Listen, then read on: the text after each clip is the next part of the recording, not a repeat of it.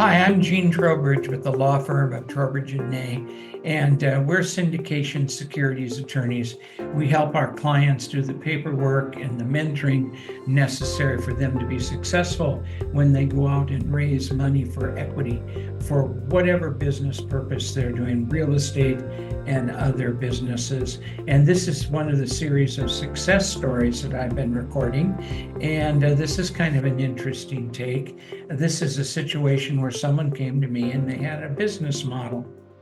They were going to rent a building and they were going to convert it into a Salon Suite. This was up in Central California. And you've seen those projects where there's a building and it's broken up into a lot of little pieces, and some people cut hair and some people do nails and some people give massages or facials or whatever.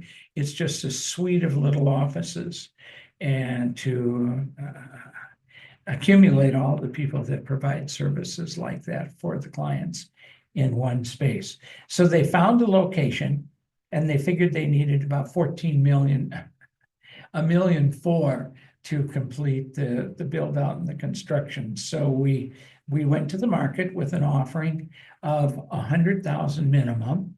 That would allow them to break impounds, get the money and start the work, and $1.4 million maximum. The investors were going to buy $5,000 units.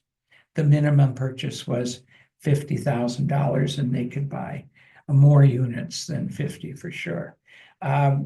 The investors were projected to receive an 8% preferred return, and then 80-20 after that. And as soon as the yield got to be more than 15 to the investors, the percentage turned to 70-30. The project was projected to be a 10-year project. Build the project, get it leased up, get everyone in there offering, and either get everyone in there operating, and either let's open a second one or let's sell this one, let's see what happens. Good business plan. So they were able to raise the money and they were able to get started. The fees that the manager had set aside, and this was a 2% acquisition fee, so that'd be $28,000 on the $1.4 million. 5% of the construction costs, 0.5% if they have to go out and put financing on the project, and a 1% disposition fee if at the end of time they sold the project to someone else. So everything went smoothly. They raised the money, they controlled the property, they started construction, and here comes COVID. So for 2 years, they were shut down, nothing happened. No one got their preferred return because there was no revenue. Their preferred return was accumulating. That's just the way it goes.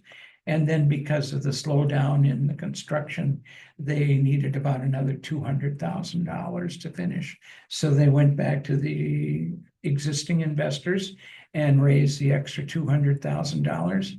They've now finished the project. They're in the final stages of leasing it up, and the early tenants are in there doing their business. So it eventually worked. It just had a hiccup, and they were able to solve that hiccup. So it's a success story on something that really doesn't have anything to do with real estate, just to show you that if you need to raise equity to get your business up and running, this is a place to do it. If you have any questions about how this works, how we can help you with the paperwork and the mentoring, go to our website, tnllp.com, and sign up for a free consultation with one of our attorneys, and we'll walk you through what we do and give you some sage advice about what we've been doing for years and what we've seen other people do that can help them and you be a success. So now that you're on our YouTube channel, be sure to subscribe and join us. We have a lot of good educational YouTubes here that we talk about things that you need to know to do this right, and then our whole series of success videos. And so until the next time, this is Gene Trowbridge saying, see you then.